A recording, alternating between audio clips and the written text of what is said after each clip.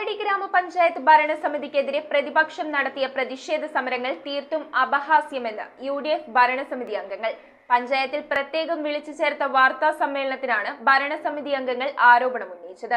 കാലടി ഗ്രാമപഞ്ചായത്ത് ഭരണസമിതിക്കെതിരെ പ്രതിപക്ഷം നടത്തിയ പ്രതിഷേധ സമരങ്ങൾ തീർത്തും അപഹാസ്യവും വസ്തുതകൾക്ക് നിരക്കാത്തതുമാണെന്ന് UDF ഭരണസമിതികൾ പറഞ്ഞു.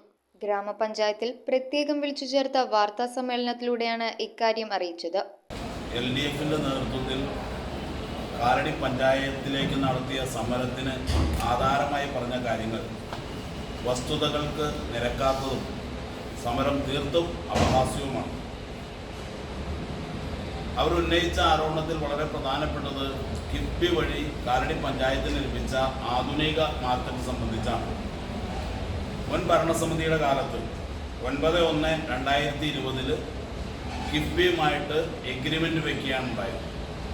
അങ്ങനെ എഗ്രിമെൻ്റ് വെച്ച പദ്ധതി ഈ ഭരണസമിതി വന്നതിന് ശേഷം പല ചർച്ചകൾക്കും മീറ്റിങ്ങുകൾക്കുമൊക്കെ പിന്നാലെ 32 ലക്ഷം രൂപ കൺസൾട്ടേഷൻ ഫീസ് പഞ്ചായത്ത് കിഫ്ബിക്ക് നൽകുകയാണ്, സിനർജിക്ക് നൽകാൻ വേണ്ടി. നമുക്കറിയാം 11 കോടിയിൽ പരം വരുന്ന രൂപയുടെ പദ്ധതിക്ക് 2.33% കൺസൾട്ടേഷൻ ഫീസ്. ഈ കൺസൾട്ടേഷൻ ഫീസ് 4 തവണയായിട്ട് പഞ്ചായത്തിന് തിരികെ നൽകുമെന്നുള്ള ധാരണയിലാണ് പൈസ നൽകുക. ഈ സിനർജിക്ക് നൽകാനുള്ള കൺസൾട്ടേഷൻ ഫീസ് പഞ്ചായത്ത് നൽകിയതിന് പിന്നാലെ കിഫ്ബിയിൽ നിന്നും ഇമ്പാക്റ്റ് കേരളയിൽ നിന്നും ഒരു കത്ത് വരികയാണ്. കത്ത് ഇങ്ങനെയാണ്: നിബന്ധനയിൽ മാറ്റം വരുത്തിയിരിക്കുന്നു. 5% പലിശയോടെ 12 വർഷം കൊണ്ട് ഈ ലോൺ തിരിച്ചടയ്ക്കണം.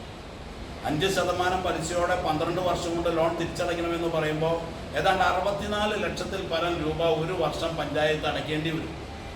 ഈ മാർക്കറ്റ് സക്സസ് ആയില്ലെങ്കിൽ പഞ്ചായത്തിൽ മറ്റൊന്നും നടക്കാത്ത അവസ്ഥ.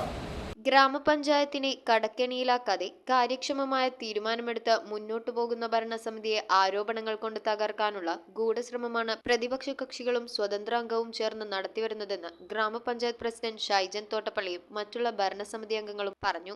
ഇപ്പോ പഞ്ചായത്ത് തിരിച്ചു തരാൻ ആവശ്യപ്പെട്ട പൈസ മുഴുവനായി തിരിച്ചു തരാൻ കഴിയില്ലെന്ന് അറിയിച്ചതുകൊണ്ടാണ് കഴിഞ്ഞ ദിവസം നടന്ന പഞ്ചായത്ത് കമ്മിറ്റിയിൽ ഈ പൈസ തിരിച്ചു പിടിക്കുന്നതിന് നിയമ നടപടി സ്വീകരിക്കാൻ തീരുമാനിച്ചത്.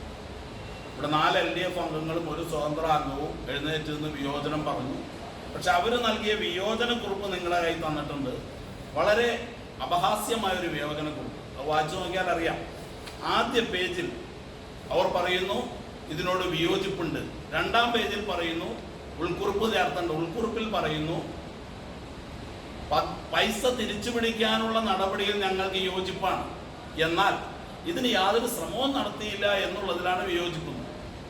അതിന്റെ ഇരട്ടത്താപ്പാണ് മനസ്സിലാക്കേണ്ടത്. News bureau, Angamaly. KMM College of Arts and Sciences BCom Finance and Taxation, BBA, MCom Finance and Taxation എന്നീ ബിരുദ കോഴ്സുകളിലേക്കുള്ള പ്രവേശനം ആരംഭിച്ചിരിക്കുന്നു. +2 എല്ലാ വിഷയങ്ങൾക്കും A+ നേടിയ വിദ്യാർത്ഥികൾക്ക് യാതൊരു ഫീസുമില്ലാതെ സൗജന്യമായി പഠിക്കാം. ആഡ് ഓൺ കോഴ്സുകളും. KMM College of Arts and Science.